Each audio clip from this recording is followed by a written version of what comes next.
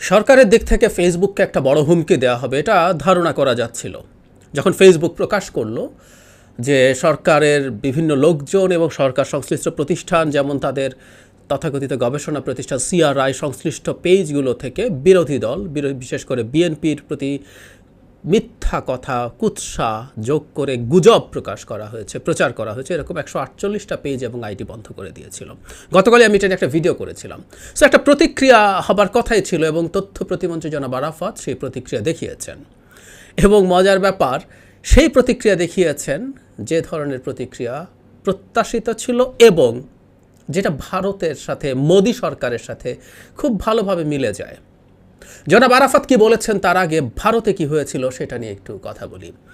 আমাদের নিশ্চয় মনে আছে ভারতে একবার মোদি সরকারের একটা কৃষি আইনের বিরুদ্ধে কৃষকরা মারাত্মক খুবই টাফ একটা মুভমেন্ট তৈরি করেছিলেন। দিল্লি একরকম অবরুদ্ধ ছিল, বিভিন্ন রাজ্য থেকে হরিয়ানা পাঞ্জাব যেসব রাজ্যে প্রচুর কৃষি উৎপাদন হয় সেসব থেকে প্রচুর কৃষক এসে দিল্লিকে একরকম ঘিরে ফেলেছিলেন, প্রায় অচল হয়ে গিয়েছিল, প্রচুর বল প্রয়োগ করা হয়েছে, কৃষকরা মারা গেছেন, কিন্তু ওই আন্দোলন থেকে তারা সরে আসেননি এবং শেষ পর্যন্ত মোদিকে হাত জোড় করে মাফ চাইতে হয়েছিল যে এই আইনটা উনি বোঝাতে ব্যর্থ হয়েছেন, ওনার ভাষায় কল্যাণকর ছিল। যাই হোক, যেহেতু জনগণ চাইছেন না, কৃষকরা চাইছেন না, তিনি এটা থেকে নিজেকে উইথড্র করলেন, এরকম একটা করেছিলেন। তো সেই সময় এই কৃষি আন্দোলন মানে কৃষকদের আন্দোলনের মধ্যে টুইটারের অনেকগুলো অ্যাকাউন্ট থেকে নানান রকম মেসেজ দেওয়া হচ্ছিল, আন্দোলনটা কীভাবে হতে পারলে ভালো হবে এবং অনেক ডেটা অনেক কৌশল শেয়ার করা হচ্ছিল টুইটারের মাধ্যমে। সরকার সেগুলো কিছু কিছু ট্র্যাক করেছিল এবং টুইটারকে বলেছিল যে ওই অ্যাকাউন্টগুলো রেস্ট্রিক্ট করে দিতে বা বন্ধ করে দিতে। তখনই টুইটারের সাথে আসলে সমস্যা লেগে যায় এবং টুইটারকে সে সময় ভারতে বন্ধ করে দেয়া হবে এই ধরনের হুমকি দেওয়া হয়েছে বলে বলছেন কে?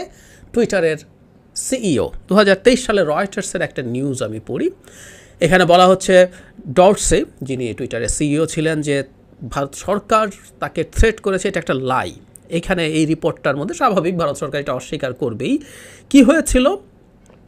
21 সালে ডর্সে ওখান থেকে মানে উনি সিইও ছিলেন এবং ওখান থেকে উনি কুইট করেন। কুইট করার পর উনি বলছেন, উনি যা বলছেন সেটা বাংলায় যদি বলি এরকম, উনি বলছেন তাকে বলা হয়েছিল আমরা টুইটার ভারতে বন্ধ করে দেব,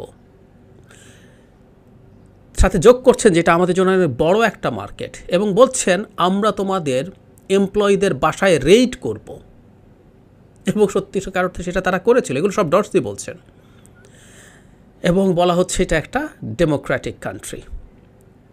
তার ইন্টারভিউতে এই কথাটা বলছেন। তাহলে ডর্সিকে হুমকি দিয়ে বলেছে যদি এই অ্যাকাউন্টগুলো তুমি বন্ধ না করো তাহলে তোমাকে আমরা তোমার টুইটার আমরা বন্ধ করে দেবো ভারতে। এবং ডর্সি নিজেই বলছেন এটা সব মানে খুবই বড় একটা বাজার এবং তোমাদের লোকজনের বাসায় রেইড করব, যেটা করেছিল তারা চাপ তৈরি করার জন্য।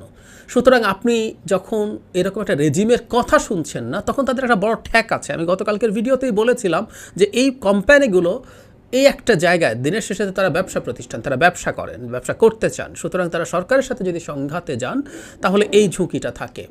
ইনফ্যাক্ট এই একই পরিস্থিতি তৈরি হয়েছে। জনাব আরাফাত কি বলছেন একটা প্রোগ্রামে, উনি বলছেন প্রতিপক্ষের প্রতি হুমকি শীর্ষক যে প্রতিবেদন প্রকাশ করেছে মেটা তা মিথ্যা উল্লেখ করে তথ্য সম্প্রচার প্রতিমন্ত্রী মোহাম্মদ আলী আরাফাত বলেছেন তাদের এমন কার্যক্রম চলতে থাকলে প্রয়োজনে ফেসবুক বন্ধ করে দেব।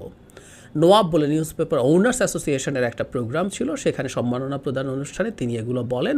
তিনি বলেন প্রতিবেদনে বিএনপিপন্থী কোনো পেজের নাম নেই, বিএনপিপন্থীরা অসংখ্য পেজ থেকে মিথ্যা ছড়ান। আমরা আনুষ্ঠানিকভাবে মেটাকে পুনরায় তদন্ত করে সুষ্ঠু প্রতিবেদন প্রকাশের জন্য চিঠি লিখব এবং এর পেছনে কারা কাজ করছে তার তালিকাও চাইব। এরপরের যে কথাটা হুবহু ভারতের কণ্ঠস্বর। যদি মেটার এমন কার্যক্রম চলতে থাকে প্রয়োজনে ভবিষ্যতে বাংলাদেশে ফেসবুক বন্ধ করে দেওয়া হবে। বাংলাদেশে ফেসবুকের অসংখ্য গ্রাহক রয়েছে, যদি বাংলাদেশ থেকে এটা বন্ধ করে দেওয়া হয় তাহলে তারা আর্থিকভাবে ক্ষতিগ্রস্ত হবে। ইয়াস, ঠিক একই টুইটারের সিইও তাদেরকে বন্ধ করে দেওয়ার ঠ্যাকটা হচ্ছে এটা যে তুমি যদি এটা করো বন্ধ করে দেবে, এটা একটা বড় বাজার। অ্যান্ড ট্রু, বাংলাদেশে টুইটারের বাজার অতরকম নেই, কিন্তু ফেসবুকের খুবই বড় বাজার আছে, কোনো সন্দেহ নাই ইন এনি কনসিডারেশন। এই হুমকিটাই আসলে উনি দিচ্ছেন এবং গতকালও আমি বলেছি এবং সেই হুমকিটাই আমাদের সামনে আসলো।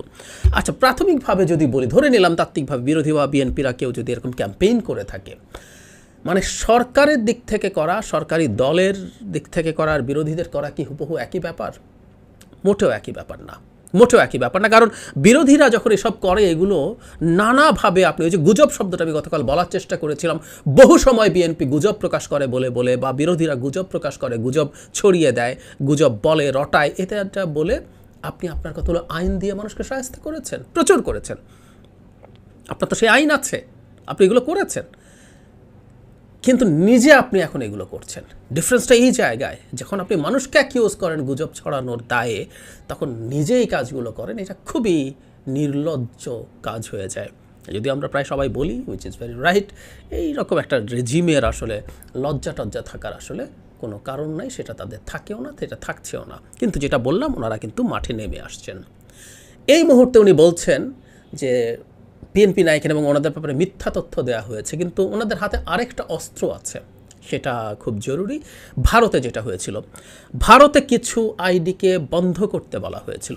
আমরা জানি প্রতি বছর বাংলাদেশ সরকারের পক্ষ থেকে ফেসবুক বা ইউটিউবকে অনেকগুলো ভিডিও নামিয়ে ফেলতে বলা হয়, এরকম একটা রিপোর্ট তারা তাদের জায়গা থেকে দেয়, ভিডিও নামিয়ে ফেলতে বলা হয়। এবং সামনে আমি ধারণা করি যে সরকার বিরোধী মতামত যেসব ফেসবুক আইডি থেকে প্রচারিত হয়, সেগুলো ভারত সরকারের মতো সরিয়ে ফেলতে বলা হবে, বন্ধ করে দিতে বলা হবে। এই কাজগুলো চলতে থাকবে এবং তাদের হাতে যে ঠ্যাক আছে ব্যবসা বন্ধ করা ফেসবুকের, সেই সাথে একটা জিনিস যোগ করে রাখা ভালো, মানে আপনি ফেসবুকের ব্যবসা বন্ধ করতে চাইছেন, কিন্তু আপনি এমন বিভৎস একটা সরকার যে আপনি এটা নিশ্চয়ই জানেন বাংলাদেশে যে ফেসবুকের ব্যবসা হয়, এই ব্যবসার সাথে বাংলাদেশিদের ব্যবসাও জড়িত, তাই না? ফেসবুক বিজ্ঞাপন দিয়ে ব্যবসা করে এবং বাংলাদেশে প্রচুর বাংলাদেশি পণ্যের সেবার প্রতিষ্ঠানের বিজ্ঞাপন প্রচারিত হয়। আমরা জানি এখন মেইন স্ট্রিম টিভি চ্যানেলের চাইতে এসব জায়গায় বিজ্ঞাপন প্রচারটা ব্যবসায়িকভাবে অনেকের জন্য অনেক ভালো হয়ে থাকে। সুতরাং আপনি এখন ফেসবুক বন্ধ করে ফেসবুককে ট্যাগ দিচ্ছেন যে তোমার ব্যবসা বন্ধ করব। আপনি আসলে এই দেশের অসংখ্য বড় বড় এবং ছোট ব্যবসার উপরে ঝুঁকি তৈরি করছেন। বড় ব্যবসায়ীরা টিভিতে দিতে পারে ইত্যাদি ইত্যাদি, কিন্তু ফেসবুক বেসড ব্যবসায়ী দেশে কী পরিমাণ আছে? একটা ফেসবুক পেজ খুলে, যে এখন একটা ফলের সিজন, বহু মানুষ, বহু বেকার তরুণ ফল আনছে, ফল মানুষের কাছে বিক্রি করার চেষ্টা করছে ফেসবুক পেজের মাধ্যমে। এটাকে বুস্ট করছে, কেউ বুস্ট না করলে ওই পেজটাই তার একটা মার্কেট প্লেস হয়ে দাঁড়িয়েছে। অনেক নারী শিক্ষিত আছেন, কিন্তু যেহেতু উনি বাসা দেখাশোনা করেন, আমরা এটাকে এক ধরনের তাচ্ছিল্য করার চেষ্টা করি, অত্যন্ত বড় কাজ এটা। তার সাথে সাথে তিনি কিছু উপার্জন করার চেষ্টা করছেন, তিনি কিছু পোশাক এনে বিক্রি করেন, কিছু কিছু অলংকার এনে বিক্রি করেন, কিছু অ্যাক্সেসরিজ বিক্রি করেন, এটা করে উনি একটা ভালো উপার্জন করেন। এই সমাজে এই পরিমাণ লুটপাটের ফলে যে বিভৎস আর্থিক সংকটের মধ্য দিয়ে আমরা যাচ্ছি, মূল্যস্ফীতির মধ্য দিয়ে যাচ্ছি, দুজন আর্ন না করলে হয়েছে, এরকম বহু মানুষ এই ফেসবুক বেসড উপার্জন করছেন। কিন্তু আপনি মুহূর্তে ঠ্যাক দিয়ে দিতে আসলে পারবেন যে আমি বন্ধ করে দেব, তোমার এটা বন্ধ করে দেব, সো দ্যাট তুমি চুপ থাকো। ওই যে বললাম যে ফেসবুকের ব্যবসা আর এই দেশের জনগণের, লক্ষ লক্ষ মানুষের জনগণের ব্যবসা একসাথে অঙ্গাঙ্গিভাবে জড়িত। এই বিজ্ঞাপনগুলো যায়, ফেসবুক টাকা পায়, সেটা দিয়ে আসলে মূলত এখানকার ব্যবসাগুলো ওই হয়। এটা বলতে আপনার বাধেন, আমরা খুব ভালো মতো জানি। মানে আপনার লিস্ট গণতান্ত্রিক মেন্টালিটি থাকলে ওই যে ভারত সরকারও বন্ধ করে দিতে চাইতে পারে কেন? আমরা বহুবার বলেছি, ভারত একটা গণতান্ত্রিকভাবে ভালো নির্বাচনের মাধ্যমে নির্বাচিত সরকার থাকে, তাদের নির্বাচন নিয়ে কিছু ক্রিটিসিজম থাকলেও মোটামুটি ভালোই আছে, সেটা মানুষ এখন পর্যন্ত রিলাই করে। কিন্তু ওই সরকারটাও চরমভাবে অথরিটারিয়ান হয়ে উঠতে চাইছে, সুতরাং সে ওই সব চাপ দিতে কেয়ার করে না। এবং টুইটার বন্ধ করায় অবশ্য খুব বড় ঝুঁকি তাদের হবে না, কারণ একই ভারতেও ফেসবুক আসলে মূলত এই কাজগুলো করছিল এবং ভারতে ফেসবুক সরকারের কথা যেহেতু শুনছিল আর ওই হুমকিটা দিতে হয় নাই। টুইটার দীর্ঘদিন ঘাড় বাঁকা করেছিল, যদিও শেষ পর্যন্ত টুইটারকেও সরকারের সাথে আসলে কম্প্রোমাইজ করতে হয়েছিল। তো একই জিনিস আপনি করছেন এবং আজ বাংলাদেশে যদি ফেসবুক না শোনে, আপনি ফেসবুক বন্ধ করে দিতে মুহূর্ত দেরি করবেন না, এটা আমরা খুব ভালো মতো বুঝতে পারি। যদিও বন্ধ করে দেওয়ার পরও আমাদের দেশের লোকজন ভিপিএন চেনে, সেটাতে তারা ঢুকতে পারবে, কিন্তু স্টিল এটা আসলে একটা ব্যারিয়ার তৈরি করবে। যাই হোক, উনি করবেন কি করবেন না সেটা ডিফারেন্ট আলোচনা, ফেসবুক কি করবে বা করবে না সেটা ডিফারেন্ট আলোচনা, কিন্তু আপনি একটা স্টেটমেন্টের জন্য আপনি প্রতিবাদ করতে পারতেন, এনাফ, ঠিক আছে তোমরা এটা ঠিক করছো না, ইটস ইয়ার ডাবল স্ট্যান্ডার্ড, দ্বিচারিতা শব্দটা উনি বলেছেন কোনো একটা রিপোর্টেও দেখলাম, যে ঠিক আছে তুমি ওদেরটা করছো না, তুমি আমাদেরকে শুধু ব্লেম করছো, আমাদেরটা মিথ্যা বলছো, সব অভিযোগ আপনি করেন, কিন্তু আমি তোমাকে বন্ধ করে দেব, তোমার ব্যবসা নষ্ট হবে, এই ইঙ্গিতও আপনি করেন। তার মানেটা হচ্ছে আপনি আসলে আপনার চরিত্র প্রকাশ করে দেন।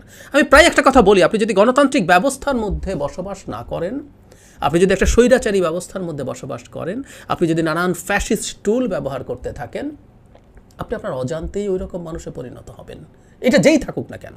আমরা যারা নিজকে খুব গণতান্ত্রিক মনে করি, আপনাকে একটা সিস্টেমের মধ্যে যদি বসিয়ে দেওয়া হয়, প্রকারান্তরে আমরা তাই হয়ে দাঁড়াবো, কোনো সন্দেহ নেই। সুতরাং এই হুমকির মাধ্যমে প্রমাণ করা গেল যে আপনি আসলে একটা স্বৈরাচারী সরকার। আমি এই স্বৈরাচারী সরকারটাকে ফ্যাসিস্ট সরকার বলতে কোনোভাবেই প্রস্তুত না, যেটা বলি তারা অনেকগুলো ফ্যাসিস্টদের টুল ইউজ করে।